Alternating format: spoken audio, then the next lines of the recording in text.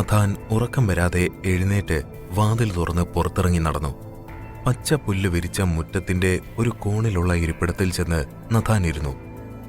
അവൻ ഫോണെടുത്ത് കാതറിന്റെ ഫോട്ടോ നോക്കി. Miss you. എനിക്കറിയാം നീ എന്നെ കാണാൻ ഒരുപാട് ആഗ്രഹിക്കുന്നുണ്ടെന്ന്. എന്ത് ചെയ്യാൻ കാതറിൻ, ഞാനിവിടെ പെട്ടുപോയി. ഞാൻ പോകട്ടെ എന്ന് ചോദിച്ചപ്പോൾ നിനക്ക് വാശി പിടിക്കായിരുന്നില്ല കാതറിൻ? പോകണ്ട എന്ന് പറയാമായിരുന്നില്ലേ? ഇതിപ്പോൾ എനിക്ക് തന്നെ കാണാതിരിക്കാൻ പറ്റുന്നില്ല. നഥാൻ എഴുന്നേറ്റ് നടന്നു. മഞ്ഞിറങ്ങി തണുപ്പ് തുടങ്ങിയിരുന്നു. ഇടയ്ക്ക് വീശുന്ന തണുത്ത കാറ്റ് നഥാന്റെ മനസ്സിൽ ഈതൻ ഗാർഡനിലെ ഓർമ്മകൾ നിറച്ചുകൊണ്ടിരുന്നു. കാതറിൻ ജനലിലൂടെ പുറത്തേക്ക് നോക്കിയിരുന്നു. നഥാൻ, എന്നാ നീ വരാ? എനിക്ക് നിങ്ങളെ കാണണം. ഇസ്രായേൽ പോകണമെന്ന് നിങ്ങളുടെ ആഗ്രഹത്തെ എതിർക്കാൻ എനിക്ക് കഴിയില്ലായിരുന്നു നഥാൻ. പക്ഷേ എനിക്കിപ്പോൾ ഒരുപാട് മിസ് ചെയ്യുന്നു. നഥാൻ ഉറങ്ങാതെ മുറ്റത്ത് നടക്കുന്നത് കേറ ജനലിലൂടെ കണ്ടു. കെയ്റ്റ്, നീ നിന്റെ നിയന്ത്രണങ്ങൾ തെറ്റിച്ചിരിക്കുന്നു. ഏഥന്റെ വെറും അടിമയായ നീ ഏഥന്റെ മനസ്സിൽ കയറിപ്പറ്റിയിരിക്കുന്നു. ഇതുവരെയും അങ്ങനൊരു കാര്യമുണ്ടായിട്ടില്ല. നീ നിന്റെ പാരമ്പര്യത്തോട് മാത്രമല്ല ഏഥൻ കുടുംബത്തോടും തെറ്റ് ചെയ്തിരിക്കുന്നു. അതിന് നിനക്ക് ഏഥനായ നഥാൻ തന്നെ ശിക്ഷ തരുന്നതാണ്. നിയമങ്ങളെല്ലാം കാറ്റിൽ പറത്തി ഏഥന്റെ ഭാര്യയായി ജീവിക്കാമെന്ന് നീ കരുതണ്ട കെയ്റ്റ്. നിയമങ്ങൾക്കെതിരാണെന്നറിഞ്ഞിട്ടും നീ തെറ്റ് ചെയ്തിരിക്കുന്നു. നീ വെറും അടിമയാണെന്നറിയുന്ന നിമിഷം നിന്നെ മേലേക്ക് തന്നെ പറഞ്ഞയക്കും കെയ്റ്റ്. കേറ നഥാനെ നോക്കി നിന്നു. കാതറിനെ ഇങ്ങോട്ട് കൊണ്ടുവന്നാലോ? നഥാൻ ആലോചിച്ച് നടന്നു. വേണ്ട, അവിടുത്തെ റോഡ് തന്നെ മോശമാ.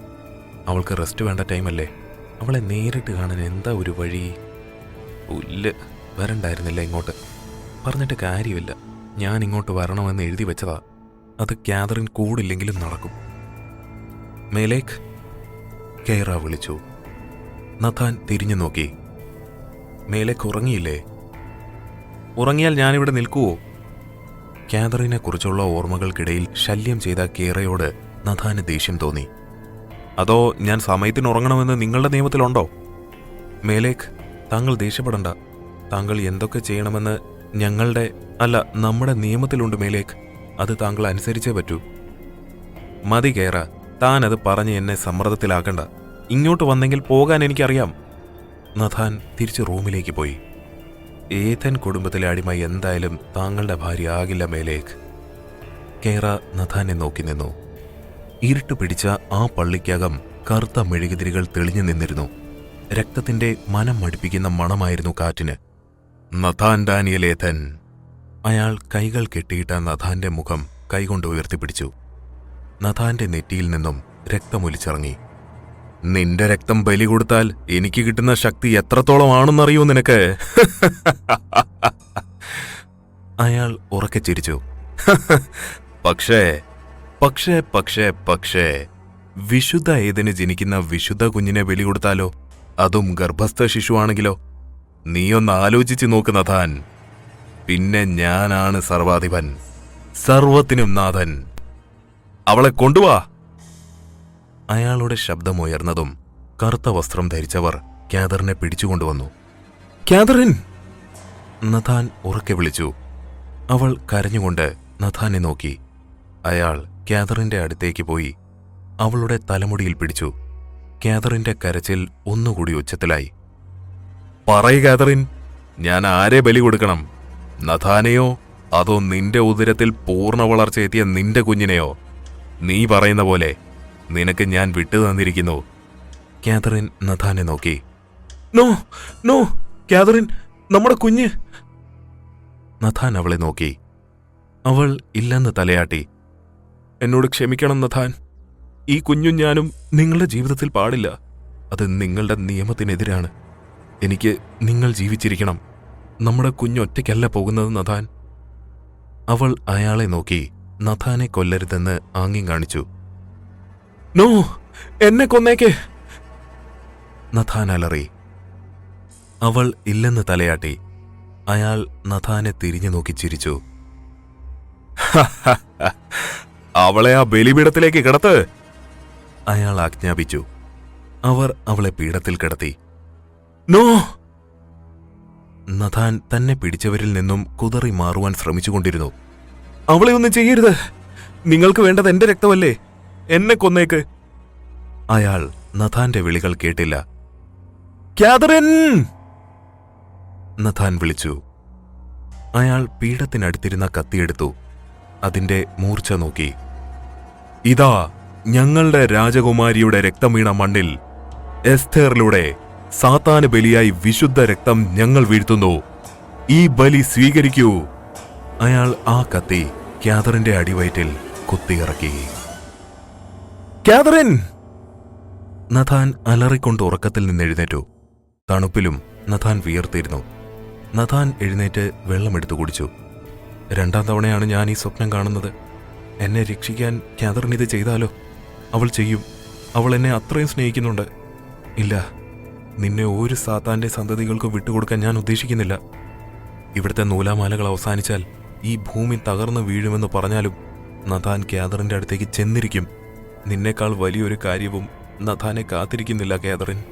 ആദ്യ ദിവസം നഥാൻ സിനഗോഗിലേക്ക് ചെന്നു. ഒപ്പം കേറയും. നിക്കോള നഥാനെ അഭിവാദ്യം ചെയ്തു. ഒപ്പം മറ്റുള്ളവരും. നിക്കോള ഒരു വെള്ള വസ്ത്രം നഥാന് നൽകിക്കൊണ്ട് എന്തോ പറഞ്ഞു. ഈ വസ്ത്രം മാറി വരൂ, കേറ പറഞ്ഞു. നഥാൻ വസ്ത്രം മാറി വന്നു. അവർ മുകളിലെ നിലയിലേക്ക് പോയി. അവിടെ പ്രത്യേക പ്രാർത്ഥനമുറിയുണ്ടായിരുന്നു.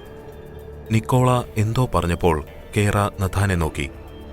ആ വൃത്തത്തിന് നടുവിലിരിക്കൂ. നഥാൻ ആ വൃത്തത്തിനകത്തിരുന്നു.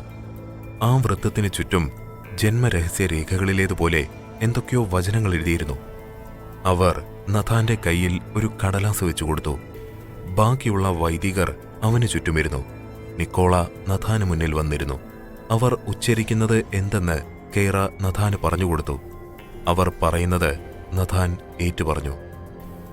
ലക്കിയെ അന്വേഷിച്ച് നടക്കുകയായിരുന്നു കാതറിൻ. അകത്തൊന്നും കാണാതെയായപ്പോൾ കാതറിൻ ഗാർഡനിലേക്ക് ഇറങ്ങി. എന്താ മോളെ? അമ്മച്ചി അന്വേഷിച്ചു. കാതറിൻ ആംഗ്യം കാണിച്ചു. ലക്കി കുഞ്ഞോ? ആരെയോ കൊണ്ടുവരാനുണ്ടെന്നും പറഞ്ഞ് കാലത്ത് തന്നെ പോയി. ആരെയാകും?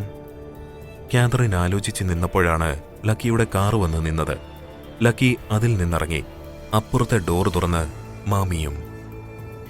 മാമി? അവൾ മനസ്സിൽ പറഞ്ഞ് മാമിയുടെ അടുത്തേക്ക് ചെന്നു.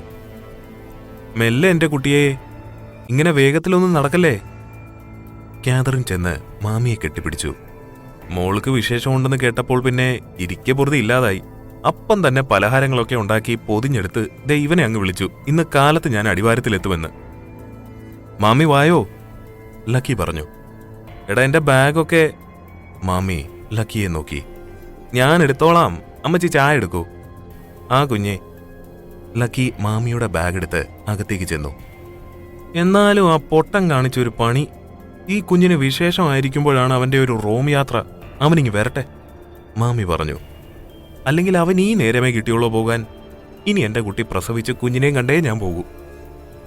അപ്പോഴേ വിടൂ, ലക്കി പറഞ്ഞു. ഇവിടെ ആരെങ്കിലും വേണ്ടേ മാമി? നഥാൻ ഉണ്ടായിരുന്നെങ്കിൽ ഇവൾക്ക് വേണ്ടതും വേണ്ടാത്തതും മനസ്സിലാക്കുമായിരുന്നു. ഇതിപ്പോൾ ഞാൻ ചോദിക്കുന്നതിനൊരു പരിധിയില്ലേ? അവിടെ ഒറ്റയ്ക്കല്ലേ മാമി? അപ്പോ ഇവിടെ നിന്നാ മതി. മോൾക്കിപ്പോ ഛർദിയൊക്കെ ഉണ്ടോ? മാമി ചോദിച്ചു. അതേ ഉള്ളൂ, എന്ത് കണ്ടാലും അപ്പോ ഛർദിക്കും. വളർച്ച നല്ലോണം ഉണ്ട്, സാരമില്ല, ഞാൻ നോക്കിക്കോളാം എന്റെ കുട്ടീനെ. അപ്പോഴേക്കും അമ്മച്ചി ചായയുമായി വന്നു. മാമി, ഇത് ഏലിയാമ്മ. ഇവിടെ കാതറിന്റെ ഭക്ഷണമൊക്കെ അമ്മച്ചിയാ നോക്കാറ്. അമ്മച്ചി, ഇത് ഞങ്ങളുടെ മാമി. അവർ മാമിയെ നോക്കി പുഞ്ചിരിച്ചു. മാമി വന്നല്ലേ ഉള്ളൂ, ചായ കുടിച്ച് റെസ്റ്റ് ചെയ്യേ. അന്നേരമാണ് ആൽവിൻ വന്നത്. ഇതിനെ ആരിങ്ങോട്ട് കെട്ടിയെടുത്തു? ആൽവിൻ മനസ്സിൽ പറഞ്ഞു. ആഹാ, നീ ഉണ്ടോ ഇവിടെ? ഉള്ളതുകൊണ്ടല്ലേ മാമീസ് എന്നെ കണ്ടത്, ആൽവിൻ തിരിച്ചു പറഞ്ഞു. ഒരു മാറ്റവും ഇല്ലല്ലേ? മാമി ആൽവിനെ നോക്കി. ഏതാ ലക്കി എന്റെ റൂം? മാമി വാ, ലക്കി പറഞ്ഞു. മാമി ലക്കിയുടെ കൂടെ പോയി. കാതറിനൊരു കപ്പെടുത്ത് ആൽവിന് നേരെ നീട്ടി. അവൻ കാതറിനെ നോക്കിക്കൊണ്ട് കപ്പ് വാങ്ങി. നിന്നെ നോക്കാനാണോ മാമിയെ വരുത്തിയത്? ആൽവിൻ ചോദിച്ചു. കാതറിൻ മോളി. ഇതിന്റെയൊക്കെ ആവശ്യം എന്താ? ഞങ്ങളെന്താ നിന്നെ നോക്കില്ലേ? ആൽവിൻ കാതറിനോട് ചോദിച്ചു. നീ എന്നെ നന്നായി നോക്കും, അതെനിക്കറിയാം. കാതറിൻ ആംഗ്യം കാണിച്ചത് ആൽവിന് മനസ്സിലായില്ല. കാതറിൻ അവിടുന്ന് പോയപ്പോൾ ആൽവിൻ അമ്മച്ചിയോട് ചോദിച്ചു. അവൾ എന്താ കാണിച്ചത്? മോൻ ആ കുഞ്ഞിനെ നന്നായി നോക്കുമെന്ന് കുഞ്ഞിനറിയാമെന്നാ കാണിച്ചേ. അപ്പോ അതിന്റെ അർത്ഥം ഞാൻ നോക്കുന്നത് അവൾക്ക് മനസ്സിലാകുന്നുണ്ടെന്നല്ലേ? ആൽവിൻ ചായ കുടിച്ചുകൊണ്ട് പുറത്തേക്ക് നടന്നു. അങ്ങനെയെങ്കിൽ അവൾക്കതിൽ എതിർപ്പൊന്നും ഇല്ലെന്നാണോ അതോ എതിർപ്പ് പ്രകടിപ്പിച്ചതാണോ? എതിർപ്പാണെങ്കിൽ അവൾ ഇങ്ങനെ ആകില്ല പ്രകടിപ്പിക്കുക. അപ്പോൾ അവൾക്ക് എതിർപ്പൊന്നും ഇല്ലെന്നാണോ? ആൽവിൻ ചിരിച്ചു. ചിലരങ്ങനെയാണ്, മരണം ചോദിച്ചു വാങ്ങും. കാതറിൻ തന്റെ ക്യാൻവാസിൽ ചായം തേച്ചു. അന്നത്തെ പഠനം കഴിഞ്ഞ് കേറ സിനഗോഗിന് പുറത്തിറങ്ങിയപ്പോൾ അക്കു കാത്തു നിൽക്കുന്നുണ്ടായിരുന്നു. അബ്രഹാം എന്താ ഇവിടെ? കേറ ചോദിച്ചു. നഥാനെ കാണാൻ വന്നതാ കേറ. ഇന്നലെയല്ലേ അബ്രഹാം ഇവിടുന്ന് പോയത്? കേറ, പിന്നിൽ നിന്ന് നഥാൻ വിളിച്ചു. അക്കു എന്നെ കാണാൻ വരുന്നതിൽ കേറയ്ക്ക് എന്തെങ്കിലും പ്രശ്നമുണ്ടോ? മേലേക്ക് അത് പിന്നെ... നോ, താനൊന്നും പറയണ്ട. തന്റെ ഡ്യൂട്ടി എന്നത് എനിക്ക് ഭാഷ പരിഭാഷപ്പെടുത്തുക എന്നത് മാത്രമാണ്. അതിനപ്പുറം എന്റെ കാര്യത്തിൽ വലിയ ഇടപെടലുകൾ വേണ്ട കേറ. അക്കു താൻ എന്നെ കാണുന്നതിന് മുൻപേ കണ്ടു തുടങ്ങിയതാ. എന്റെ അടുത്ത 3 സുഹൃത്തുക്കളിൽ ഒരാൾ. എന്നെ ആര് കാണാൻ വരുന്നോ, എത്ര നേരം സംസാരിക്കുന്നു എന്നോ എപ്പോ പോകുന്നുവെന്നോ താൻ ശ്രദ്ധിക്കണ്ട. ശരി മേലേക്ക്, പക്ഷേ ഇങ്ങോട്ടുള്ള വഴി പ്രൈവറ്റ് അല്ലേ? ചെക്കിങ്ങിൽ എന്തു പറഞ്ഞു? ഏതൻ ഫാമിലിക്ക് പുറമെ വിസ്ഡം ചാരിറ്റി എന്നൊരു സംഘടന കൂടി ഉണ്ട് കേറ. അവർ നഥാന്റെ മറ്റു കാര്യങ്ങൾ ഏൽപ്പിച്ചിരിക്കുന്നത് എന്നെയാണ്. അതുകൊണ്ട് തന്നെ എനിക്ക് മുന്നിൽ ഈ ഇസ്രായേലിൽ ഏത് റോഡും തുറന്നു തരും. അക്കു കേറയെ നോക്കി. കേറ, എനിക്ക് കുടിക്കാൻ എന്തെങ്കിലും വേണം, നഥാൻ പറഞ്ഞു. അവൾ അവിടുന്ന് പോയി. നീ വാ, നഥാൻ പറഞ്ഞു. ആ പോയ മുതലിനെ നീ സൂക്ഷിച്ചോ നഥ. അവൾ അങ്ങനെയൊന്നും നിന്നെ വിട്ടിനും പോവില്ല. അവൾ മറ്റൊരു മിറയാകാൻ ശ്രമിക്കുന്നുണ്ട്. അറിയാം, അത് വെറും ശ്രമം മാത്രമാണ്. ഞാൻ ഇമ്മാനുവലേത്തനല്ല, എന്റെ കാതറിൻ എസ്തറുമല്ല. അവളല്ലാതെ വേറൊരു പെണ്ണും എന്റെ ജീവിതത്തിൽ ഉണ്ടാവുകയുമില്ല. കേറ വരുന്നുണ്ട് നഥ, അക്കു പറഞ്ഞു. എങ്ങനെയുണ്ട് നിന്റെ പഠനം? അക്കു ചോദിച്ചു. 1 ദിവസം 1 നിയമം വെച്ച് 100 നിയമം 100 ദിവസം. അതിനൊപ്പം ഭാഷയും. അത് കഴിഞ്ഞ് ഇവരുടെ ആചാരങ്ങളും. അപ്പോൾ മാസങ്ങൾ പിടിക്കും അല്ലേ? കൂടിപ്പോയാൽ 2 ആഴ്ച എന്ന് പറഞ്ഞാ ഞാൻ വന്നത്. കാതറിന് എന്നെ കാത്തിരിക്കും. അവളോട് എങ്ങനെ പറയും ഞാൻ പെട്ടെന്നൊന്നും വരില്ലെന്ന്? അവൾക്കിപ്പോൾ എന്നെ കാണണമെന്ന ആഗ്രഹം ഉണ്ടാകില്ല അക്കു. ഊമയായതുകൊണ്ട് പറയാത്തതാവും. എല്ലാം വേഗം കഴിയട്ടെ നഥ. പിന്നെ ലക്കി വിളിച്ചിരുന്നു എന്നെ. മാമി ഡ്യൂട്ടി ഏറ്റെടുത്ത് ബംഗ്ലാവിൽ എത്തിയിട്ടുണ്ടെന്ന് പറഞ്ഞു. ആഹാ, അത് നന്നായി. ഇനിയിപ്പോൾ എന്റെ പേടി പാതി ഒഴിഞ്ഞു അവളുടെ കാര്യത്തിൽ. ദിവസങ്ങൾ കഴിയുന്തോറും കാതറിന്റെ ഉദരത്തിലെ കുഞ്ഞ് വളർന്നു തുടങ്ങി. ഒപ്പം നഥാന്റെ പഠനത്തിന്റെ നീളം കുറഞ്ഞു തുടങ്ങി. കാതറിന് 5-ാം മാസം തുടങ്ങി. നഥാന്റെ പഠനത്തിനിടയിൽ എപ്പോഴോ നഥാൻ ഒരു യഥാർത്ഥ ഏതനായി മാറിയിരുന്നു. നോട്ടത്തിലും ഭാവത്തിലും സംസാരത്തിലും ഒരു ഗൗരവം നഥാന് കൈവന്നു. അപ്പോഴും മാറ്റമില്ലാതിരുന്നത് കാതറിനോടുള്ള സ്നേഹമായിരുന്നു. വീഡിയോ കോളിലൂടെ നഥാൻ കാതറിനെ കണ്ട് സംസാരിച്ചു. തങ്ങളുടെ കുഞ്ഞിനെക്കുറിച്ചുള്ള സ്വപ്നങ്ങൾ പങ്കുവച്ചു. മേലേക്ക്, കേറ വന്ന് നഥാനെ വിളിച്ചു. യെസ്, അബ്രഹാം വന്നിട്ടുണ്ട്. നഥാൻ താഴേക്ക് ചെന്നു. എന്താ നഥ വരാൻ പറഞ്ഞത്? അക്കു, കേറ, 2 പേരും കേൾക്കാൻ എനിക്കൊരു കാര്യം പറയാനുണ്ട്. എന്റെ ഇവിടുത്തെ പഠനം കഴിയാറായി. ഞാൻ പോകുന്നതിന് മുൻപ് എനിക്ക് ഒരിടം വരെ പോകണം. എവിടെ? അക്കു ചോദിച്ചു. ഇരുണ്ട ഭൂമി. ഇരുണ്ട ഭൂമിയിലേക്കോ? കേറ നഥാനെ നോക്കി. യെസ്. നോ വേ, അവൾ പറഞ്ഞു. മേലേക്ക് അവിടെ പോകുന്നില്ല. കേറയോട് എനിക്ക് ഇരുണ്ട ഭൂമിയിൽ പോകാനുള്ള സമ്മതമല്ല ഞാൻ ചോദിച്ചത്. എനിക്കവിടെ പോകണം. എവിടെയാണ് ഇരുണ്ട ഭൂമി? എങ്ങനെ അവിടേക്ക് പോകും? മേലേക്ക്, ഞാൻ പുറത്തുനിന്ന് കണ്ടിട്ടുണ്ടെന്നല്ലാതെ പോയിട്ടില്ല. എൻ്റെ സുഹൃത്ത് അവിടെ പോയിട്ടുണ്ട്. എന്തിന്? അക്കു ചോദിച്ചു. അവൻ്റെ ഒരു റിസർച്ചിൻ്റെ ആവശ്യത്തിന് വേണ്ടി പോയതാ. അവന് ഈ സാധാരണ സേവയെക്കുറിച്ച് എന്തോ റിസർച്ച് ചെയ്തിരുന്നു, കേറ പറഞ്ഞു. അവനെ നമുക്ക് കാണാൻ പറ്റുമോ? നഥാൻ കേറയെ നോക്കി. പോകാം മേലേക്ക്. ഞാൻ അവനെ വിളിച്ച് സംസാരിച്ച് താങ്കളോട് പറയാം. വേഗം തന്നെ വേണം, നഥാൻ പറഞ്ഞു. കേറ അവിടെ നിന്ന് പോയി. നീ ഇരുണ്ട ഭൂമിയിൽ പോകാൻ തീരുമാനിച്ചോ? തീരുമാനിച്ചു. ഇവിടുത്തെ പഠനം കുറച്ച് ദിവസത്തിനുള്ളിൽ കഴിയും. ലാസ്റ്റ് ഡേ ഞാൻ അവിടെ പോകും. സൂക്ഷിക്കണം നഥ, അക്കു പറഞ്ഞു.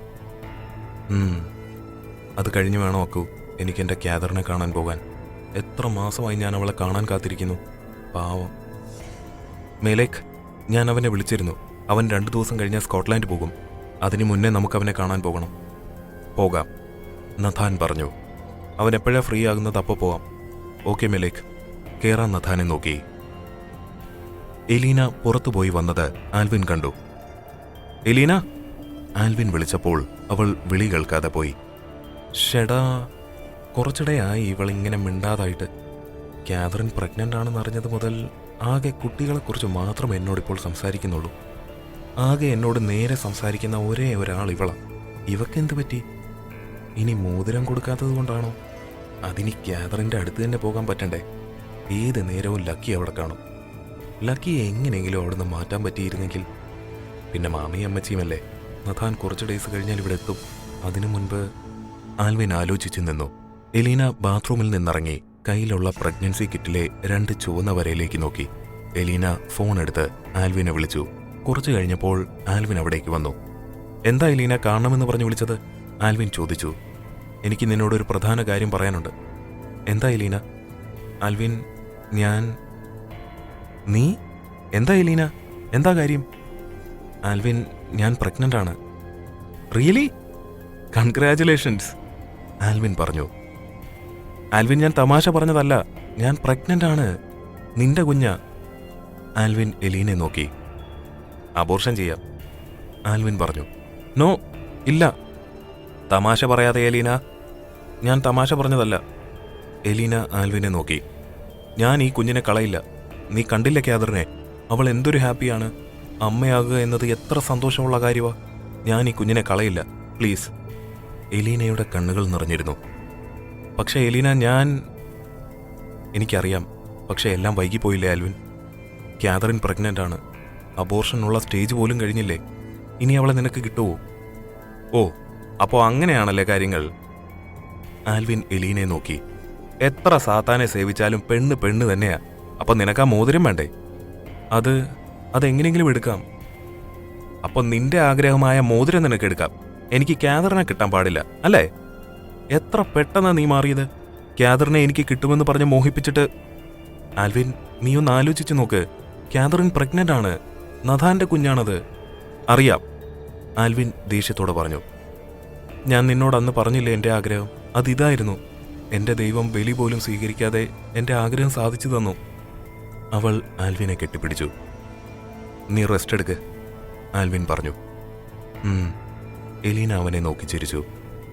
ഞാൻ കുറച്ചു കഴിഞ്ഞ് വരാം. ആൽവിൻ അവിടെ നിന്നിറങ്ങി പുറത്തേക്ക് നടന്നു. ഞാൻ ആകെ പെട്ടുപോയല്ലോ.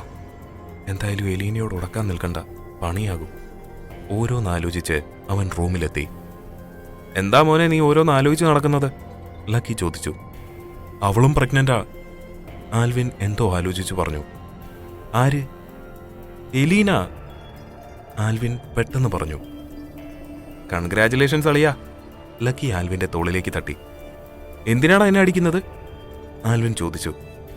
പിന്നല്ലാതെ, നിന്റെ കാരണം നോക്കി ഒന്ന് പൊട്ടിക്കുവാ വേണ്ടത്. എന്തിന്? എലീന പ്രഗ്നൻ്റ് അല്ലേ? ലക്കി ചോദിച്ചു. നീ എങ്ങനെ അറിഞ്ഞു? ആൽവിൻ ചോദിച്ചു. നീയല്ലേ ഇപ്പൊ പറഞ്ഞത്. നിനക്കെന്താ അളിയാ? ലക്കി ചോദിച്ചു. എടാ, ഞാൻ പെട്ടുപോയി. അവൾ പ്രഗ്നൻ്റ് ആണ്. നിനക്കങ്ങനെ തന്നെ വേണം. ഞാനും നഥാനും നാഴികയ്ക്ക് 40 വട്ടം പറഞ്ഞതാ അവളുമായി കമ്പനി വേണ്ട എന്ന്. എന്നിട്ടിപ്പോ അനുഭവിച്ചോ. ഇനിയിപ്പോ എന്താ നിന്റെ തീരുമാനം? എന്ത് തീരുമാനിക്കാൻ? അവളെ കെട്ടിയെടുക്കുന്നോ അതോ? തീരുമാനിച്ചില്ല, ആൽവിൻ പറഞ്ഞു. തീരുമാനം എടുക്കുമ്പോഴേക്കും അവൾ പ്രസവിക്കും. അങ്ങനെ ഏതൻ ഗാർഡൻ ആകെ കുഞ്ഞുങ്ങളാകണം. ഞാൻ ഇവരെ എല്ലാം നോക്കി നടക്കാനും. എൻ്റെ ജീവിതം ഇങ്ങനെ പോവോ എന്തോ. ഓ എൻ്റെ മോനെ, നീ ഇങ്ങനെ സെന്റി അടിക്കാതെ ഒരു വഴി പറഞ്ഞതാ, ആൽവിൻ പറഞ്ഞു. തനിയല്ലേ ഇത് വരുത്തി വെച്ചത്, തനിയെ ആലോചിച്ചാൽ മതി. ലക്കി നേരെ പോയത് കാതറിൻ്റെ അടുത്തേക്കായിരുന്നു. കാതറിൻ?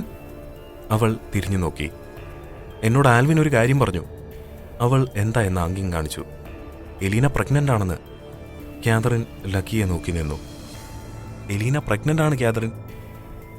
എന്തു ചെയ്യും? അവൾ ഒന്നും ചെയ്യാനില്ലെന്ന് ആംഗ്യം കാണിച്ചു.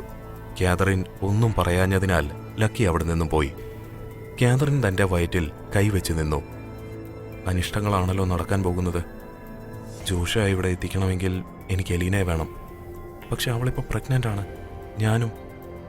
എങ്ങനെ ഞാൻ? കാതറിൻ ആലോചിച്ചു. ഇല്ല, എൻ്റെ കടമ ഏതനെ രക്ഷിക്കുക എന്നതാണ്. അത് നടന്നേ പറ്റൂ. അക്കുവും നഥാനും സിനഗോഗിന് പുറത്ത് സംസാരിച്ച് നിൽക്കുകയായിരുന്നു. പോകാം, കേറ അവിടേക്ക് വന്നു. കേറയുടെ സുഹൃത്തിനെ കാണാനുള്ള യാത്രയിൽ ഡ്രൈവ് ചെയ്തിരുന്നത് കേറയായിരുന്നു. നഥാൻ ഒന്നും മിണ്ടാതെ ദൂരേക്ക് നോക്കി നിന്നു. നമ്മൾ കാണാൻ പോകുന്ന ആളോട് കേറ എന്താ പറഞ്ഞിരിക്കുന്നത്? അക്കു ചോദിച്ചു. ഒന്നും പറഞ്ഞിട്ടില്ല എബ്രഹാം, കാണണമെന്ന് മാത്രമാണ്. ഓക്കെ, അക്കു പറഞ്ഞു. 1.5 മണിക്കൂർ നീണ്ട യാത്രയ്ക്ക് ശേഷം ഒരു ബിൽഡിങ്ങിന് മുൻപിൽ കേറ കാറ് നിർത്തിയിറങ്ങി. പിന്നാലെ നഥാനും അക്കുവും. വരൂ, അവൾ പറഞ്ഞു. റിസപ്ഷനിൽ അവൾ ഡാനിയെ അന്വേഷിച്ചു. അവർ ആർക്കോ കോൾ ചെയ്ത് കേറയോട് ചെല്ലുവാൻ പറഞ്ഞു. പോകാം. കേറ നടന്നു. പിന്നാലെ നഥാനും അക്കുവും. പടികൾ കയറി നേരെ കാണുന്ന റൂമിന്റെ ഡോറ് കേറ തുറന്നു. കേറ! ഡാനി വന്ന് കേറയെ കെട്ടിപ്പിടിച്ചു. കേറ നഥാനെയും അക്കുവിനെയും പരിചയപ്പെടുത്തി കൊടുത്തു. ഹീബ്രു ഭാഷ പഠിച്ചതിനാൽ പിന്നെയുള്ള സംസാരം നഥാനും ഡാനിയുമായിരുന്നു. ഡാനി സൗമ്യനായിരുന്നു. നഥാന്റെ ചോദ്യങ്ങൾക്കെല്ലാം അയാൾ കൃത്യമായി ഉത്തരം നൽകി. കുറെ ഫോട്ടോസ്, എഴുത്തുകളെല്ലാം ഡാനി കാണിച്ചു കൊടുത്തു. അവിടെ എങ്ങനെ പോകണമെന്ന നിർദ്ദേശങ്ങളും നൽകി. മരണം വരെ സംഭവിക്കാം നമ്മുടെ ശ്രദ്ധ തിരിഞ്ഞാൽ, ഡാനി പറഞ്ഞു. Thanks Danny. നഥാൻ ഡാനിക്ക് കൈ കൊടുത്തു. ഇനി എന്തെങ്കിലും സഹായം വേണമെങ്കിൽ വിളിക്കാൻ പറഞ്ഞുകൊണ്ട് ഡാനി തന്റെ നമ്പർ നഥാന് കൊടുത്തു. അയാളെന്താ പറഞ്ഞത്? തിരിച്ചു പോകുമ്പോൾ നഥാനാണ് ഡ്രൈവ് ചെയ്തിരുന്നത്. അക്കു നഥാനെ നോക്കി. ഇരുണ്ട ഭൂമി, എങ്ങും കറുപ്പ് മാത്രമുള്ള ഇടം, സാത്താന്റെ മണ്ണ്. അവിടേക്ക് എങ്ങനെ പോകണമെന്ന് പറഞ്ഞു തന്നു. എങ്ങനെ അവിടേക്ക് കടക്കണമെന്ന് പറഞ്ഞു തന്നു. അവിടെയുള്ള വഴികൾ എല്ലാം പറഞ്ഞു തന്നു. ഇനി എനിക്കവിടെ പോകണം. നഥാൻ ചിരിച്ചു. കേറ നഥാനെ നോക്കിയിരുന്നു. മേലേക്ക് അപകടം വിളിച്ചു വരുത്തുകയാണോ? തടയാൻ എനിക്കാകില്ല. എൻ്റെ എതിർപ്പുകൾ അദ്ദേഹത്തിന് എന്നോട് വെറുപ്പുണ്ടാക്കുകയുള്ളൂ. അതിനാൽ എല്ലാം അദ്ദേഹത്തിൻ്റെ ഇഷ്ടത്തിന് വിട്ടുകൊടുക്കാം. പക്ഷെ കാതറിനെ താങ്കൾക്ക് ജീവിതത്തിലേക്ക് കൊണ്ടുവരാനാകില്ല. അതിന് നിയമങ്ങൾ അനുവദിക്കില്ല. കേറയുടെ മുഖത്ത് ഒരു ചിരി വിടർന്നു. ആൽവിൻ, നഥാൻ പോയിട്ട് ഒരുപാടായല്ലോ? എലീന ചോദിച്ചു. ആയി. അവൻ്റെ ഫാദർ ഗബ്രിയേൽ ഇപ്പോഴും ICUവില. ഇടയ്ക്ക് ബോധം വരും, അവനെ അന്വേഷിക്കും. അയാൾ തട്ടിപ്പോയിട്ടേ അവനിനി വരുമെന്ന് തോന്നുന്നു. കാതറിന് നഥാനെ കാണണമെന്നൊന്നുമില്ലേ? അവൾ വീഡിയോ കോൾ ചെയ്യുന്നുണ്ടെന്നും. അവൻ ആകെ മാറിയിരിക്കുന്നു. ലുക്കെല്ലാം. ഇവിടുന്ന് പോകുമ്പോൾ ഒരു ചോക്ലേറ്റ് കുട്ടപ്പനായിരുന്നല്ലോ, അവിടെ പോയപ്പോൾ ആകെ മാറി. താൻ എന്തായാലും റെസ്റ്റ് എടുക്ക്. ആൽവിൻ പോയപ്പോൾ എലീനയ്ക്ക് കോൾ വന്നു. ജോഷ. എലീന, നമ്മുടെ തിരച്ചിലിനൊടുവിൽ വിസ്ഡം ചാരിറ്റിയുടെ ഇപ്പോഴത്തെ മാനേജറിനെ, അതായത് ഏഥന്റെ കാവൽക്കാരിയെ കണ്ടെത്തിയിരിക്കുന്നു. ആരാ ജോഷ? കെയ്റ്റ്. ജോഷുവ പറഞ്ഞു. കെയ്റ്റ്? യെസ്. അവളുടെ ഫോട്ടോ തപ്പിയെടുക്കാനുള്ള ശ്രമത്തിലാണ്. വേഗം തന്നെ കിട്ടും. കിട്ടിയാൽ ഞാൻ അപ്പോൾ തന്നെ നിനക്ക് അയക്കുന്നതാണ് എലീന. ഓക്കെ ജോഷ. എലീനയ്ക്ക് സന്തോഷമായി. ഉടനെ തന്നെ അപ്പോൾ വിശുദ്ധ രക്തം ബലി നൽകും. പിന്നെ എല്ലാം ഞങ്ങളുടെ കൈപ്പിടിയിൽ. കോൾ കട്ടായപ്പോൾ എലീന ആലോചിച്ചു. നഥാനും അക്കുവും കേറയും സിനഗോഗിനടുത്തു പോയപ്പോഴാണ് നിക്കോളയും മറ്റുള്ളവരും പുറത്തിറങ്ങി നിൽക്കുന്നത് കണ്ടത്. Nathan car നിർത്തിയിറങ്ങി. നിക്കോള ഓടി വന്ന് നഥാന്റെ കൈ പിടിച്ച് സിനഗോഗിന്റെ അകത്തേക്ക് ഓടി. പിന്നാലെ ബാക്കിയുള്ളവരും. ജന്മരഹസ്യ രേഖയുള്ള മുറിയിലേക്ക് നഥാൻ ഒഴികെ വേറെ ആരെയും നിക്കോള കയറാൻ സമ്മതിച്ചില്ല. എന്താ നിക്കോള? നഥാൻ ഹീബ്രു ഭാഷയിൽ ചോദിച്ചു. നിക്കോള ജന്മരഹസ്യ രേഖയുടെ മേലെ വെച്ചിരുന്ന തുണി മാറ്റി. നഥാൻ അതിലേക്ക് നോക്കി. രേഖകൾ നേരെ നിൽക്കുന്നു. അടുത്ത വിശുദ്ധയതൻ. നിക്കോള നഥാനെ നോക്കി. മാമി കലണ്ടർ നോക്കി. മോൾക്ക് 5-ാം മാസമായിട്ടോ? അവൻ ഇനിയെങ്കിലും വന്നൂടെ? അവൻ്റെ ഒരു ഫാദറും റോമും. മാമി പറഞ്ഞത് കേട്ട് കാതറിൻ ചിരിച്ചു. നഥാൻ പുറത്തേക്കിറങ്ങി. എന്താ മേലേക്ക്? കേറ ചോദിച്ചു. ഒന്നുമില്ല, നഥാൻ പറഞ്ഞു. എല്ലാവരും താഴേക്ക് പോയി. നഥാൻ നിക്കോളയെ നോക്കി. ആരും അറിയണ്ട, നഥാൻ പറഞ്ഞു. നിക്കോള തല താഴ്ത്തി ആദരം പ്രകടിപ്പിച്ചു. അക്കു വാ. നഥാൻ പുറത്തേക്ക് നടന്നു. എന്താ നഥ? ജന്മരഹസ്യ രേഖ നേരെ നിൽക്കുന്നു. അതായത് അടുത്ത വിശുദ്ധയതൻ. അതെങ്ങനെ? കാതറിൻ ജൂതയല്ലല്ലോ, പിന്നെങ്ങനാ? അത് തന്നെയാ ഞാനും ആലോചിക്കുന്നത്. കാതറിന് 5-ാം മാസമാണിത്. Something wrong. നഥാൻ എന്തോ ആലോചിച്ചു. എന്താ നഥ? അക്കു, എനിക്ക് കുറച്ചു നേരം ഒറ്റയ്ക്കിരിക്കണം. ആരെയും എൻ്റെ അടുത്തേക്ക് വിടരുത്. നഥാൻ കുറച്ച് മുന്നോട്ട് നടന്ന് ഒരിടത്ത് കണ്ണുകൾ അടച്ചിരുന്നു. നഥാൻ കാതറിൻ വന്നത് മുതലുള്ള കാര്യങ്ങൾ ആലോചിച്ചു. കാറ് കത്തിയത്, സാഗർ ആത്മഹത്യ ചെയ്തത്, വിക്ടറിന് വയ്യാതെയായത് എല്ലാം ഒന്നുകൂടി ആലോചിച്ചു. അവസാനം താൻ കണ്ട സ്വപ്നവും. എന്നെ രക്ഷിക്കാനാണ് കാതറിൻ മരിക്കാൻ തയ്യാറാകുന്നത്. അങ്ങനെയെങ്കിൽ കാതറിൻ... നഥാൻ ഫോൺ എടുത്ത് ലക്കിയെ വിളിച്ചു. എന്താടാ? ലക്കി, നാളെ തന്നെ നീ കൊൽക്കത്തയ്ക്ക് പോണം. വിസ്ഡം ചാരിറ്റിയിൽ